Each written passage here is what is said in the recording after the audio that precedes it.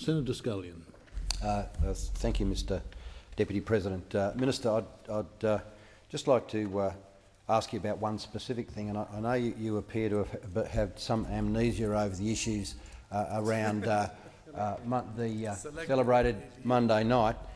Look, but this, I'm sure you'll have no difficulty with this question. This is a fundamental question about simply how well we manage our fisheries. And it was very interesting to listen to Senator McDonald. I think he diminished himself a little bit by saying he actually knows no more than other fisheries ministers. I can recall when he was a fisheries minister, he was very, very good. And we weren't always on the same side of the debate, but he won most of them because he simply knew so much about it. And I can recall him saying, "Look, Nigel, this is how it operates," and giving me a lecture. Whilst it was quite unnecessary, he gave me a lecture on the fact that we had moved forward from the dinosaur age of input controls. Now, for those who don't understand the difference between input and output control, it's the fundamental difference in two fisheries practices. The input controls probably was still the flavour of the month about 30 to 35 years ago. That's how we did it. And we basically managed fisheries through inefficiency. We said, look, we think you're catching too many fish, so you're only allowed to use half your nets. We think that's a bit difficult. Well, we'll make the holes in your nets bigger.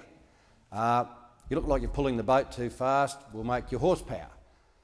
So you've got a very smart skipper, so we'll make sure he's only got an IQ of 5.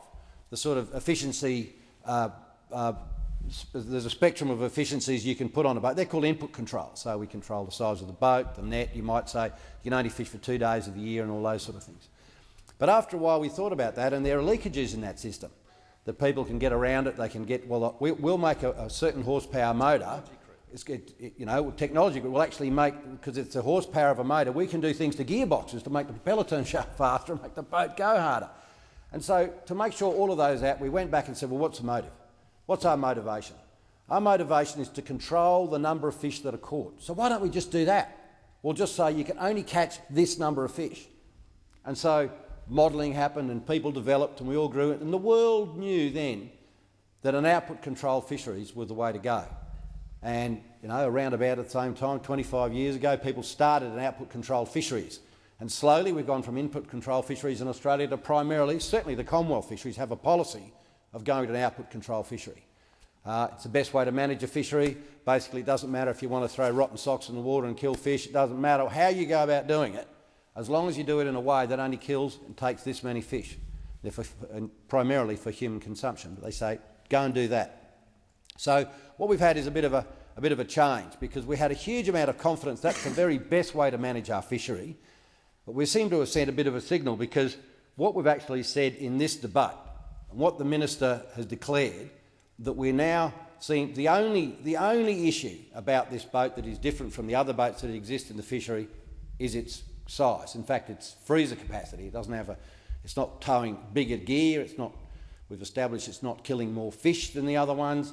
It's not doing anything different in that regard, apart from it's longer, it's bigger because it has a huge freezer capacity to process stuff at sea. So in effect, what we've said is that we're going to prohibit this vessel from being here because it's more efficient. And that's an input control. That's the first input control I have seen introduced into Commonwealth fisheries management, well, certainly in the 35-odd years that I've been involved in and around and had an interest in Australian fisheries. Minister, I wonder if you could indicate whether this new decision to provide an inefficiency in a fishery to ensure that that vessel is unable to fish in Australian waters is a new direction for Australian fisheries management.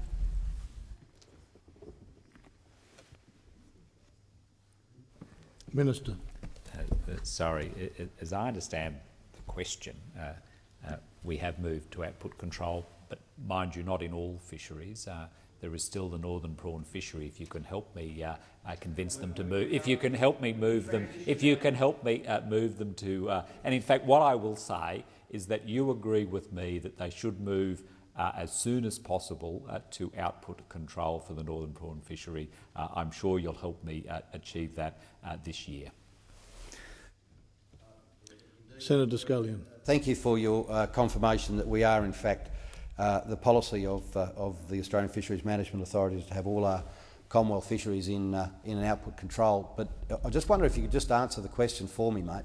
That does this mean that, given we've now moved to an input control in this regard to this particular fishery, that you are now considering a multiple approach of both input controls and output controls across our Commonwealth fisheries? Minister. Again, I assure you'll assist with me in moving to output control for the northern prawn fishery, and I do and have asked Mr Ian Borthwick to review the legislation, and I'll wait for the results of that. There's been no change to fishing policy.